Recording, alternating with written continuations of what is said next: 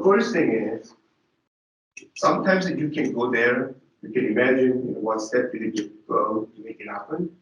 Often cases, you may have no idea how to get there from here. Then I suggest you walk backward. Okay? It's for the retrospective analysis. This is what you want to make it. How can you make this one, right? That is basically your choices. I mean, obviously, it can be made many other ways. I can suggest several ways already.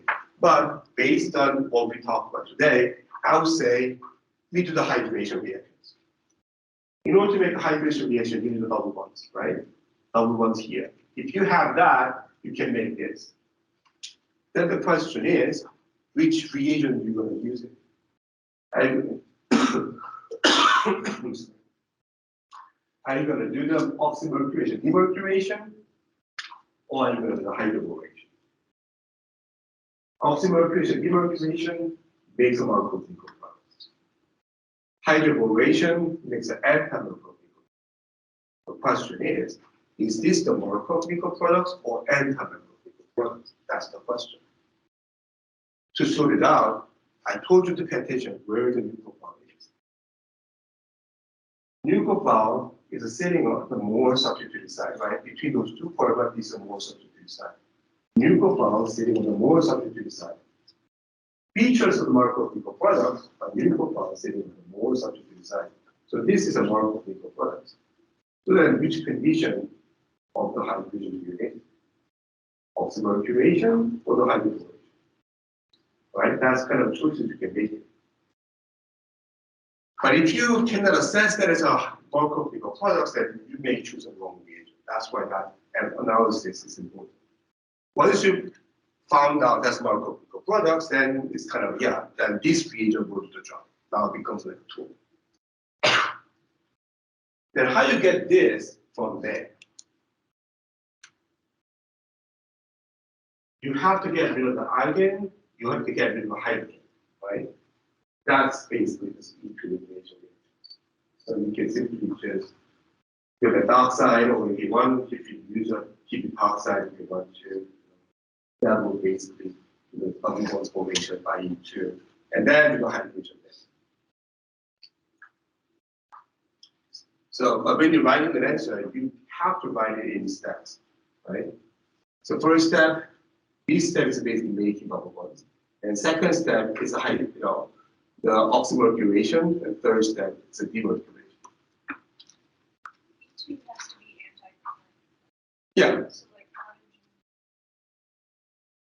right now, you don't see any stereochemistry, right? So assuming the hydrogens are available for each one. Right? If I choose stereochemistry, yeah, it is a wedge, and then these things are all dashed, then you cannot make that way, right?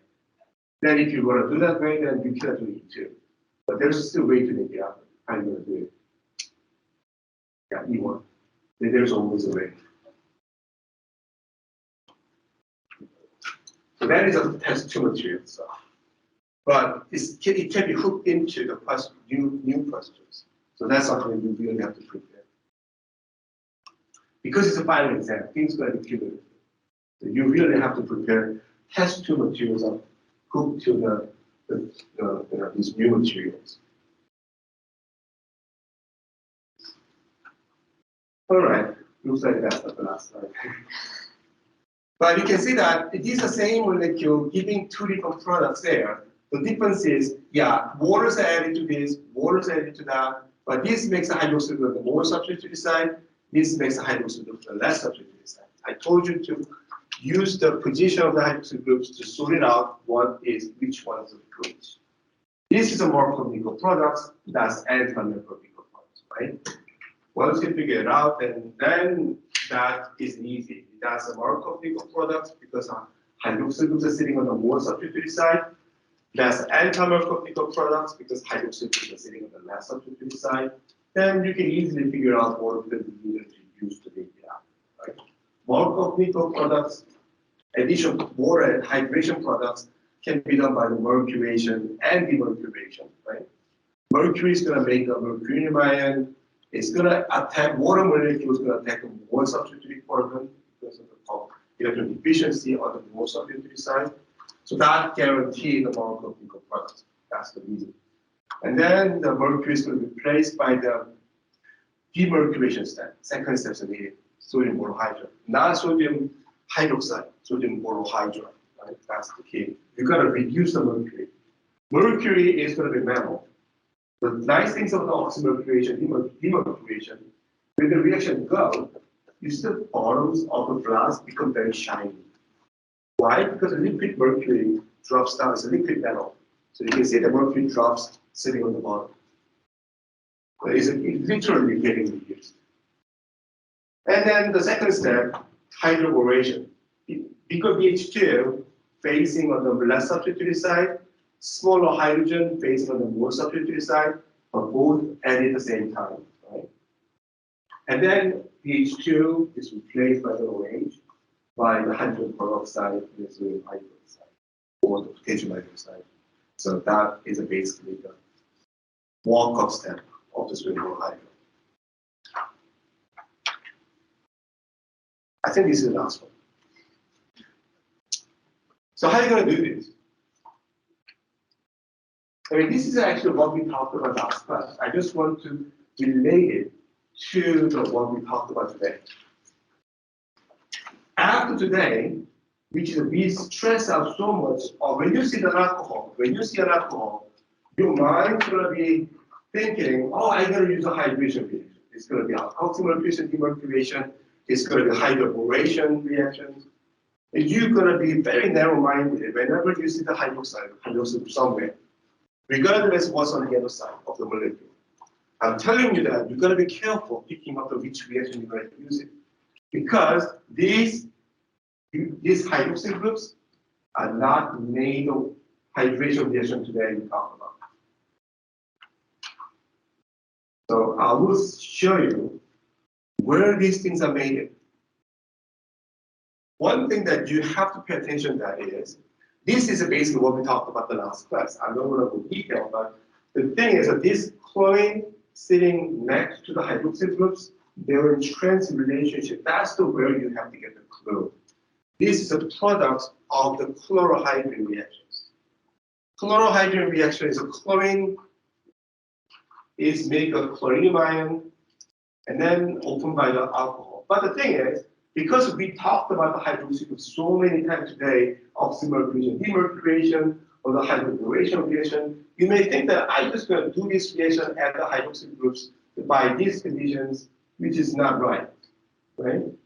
I mean, these conditions, yes, you can have hydroxyl groups there, but this condition will not put the chlorine. It can only put the part of the product, not the whole thing.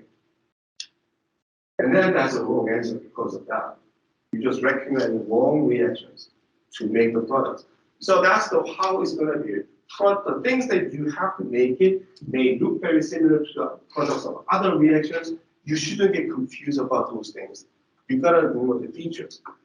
So the oxymercury, I mean, there's a reaction we're gonna talk about next class. It's gonna add two hydroxyl groups at the same time, and that using different reagents. So you gotta pay attention to what you make it. Each reaction, you gotta know what it does, what it doesn't do, and you can compare things around. There are gonna be many reactions. I told you 30, 40 reactions. So how you gonna do that easily? Well, I don't know. If you have really good memory, you can memorize all of that. But I can suggest that you can probably make an index card, right? You can compare things together very easily to summarize that. Use whatever the resources you could use to have the comparison made so you don't get confused easily. I just want to say that this is not what's going to happen. If you do this, you're going to add an OH and hydrogen, not the chlorine, right? As I said, having chlorine next to the hydroxyl groups is telling you that this is not also made by the hydroxyl. This is done by whatever is this chlorinium ion. The chlorinium ion opened by the water. In order to make a chlorinium ion, you're going to have the double bonds reacting with the chlorine gas and then attacked by the water. It's a chlorohydrin reaction, not by the any of those hydrogen we talked about, even though it has an OH. That's my message. Don't get confused by this reaction, that reaction, because they got some similar features here and there. If they're not completely all, then it cannot be the one. You gotta pick the right reaction for the transformation you want.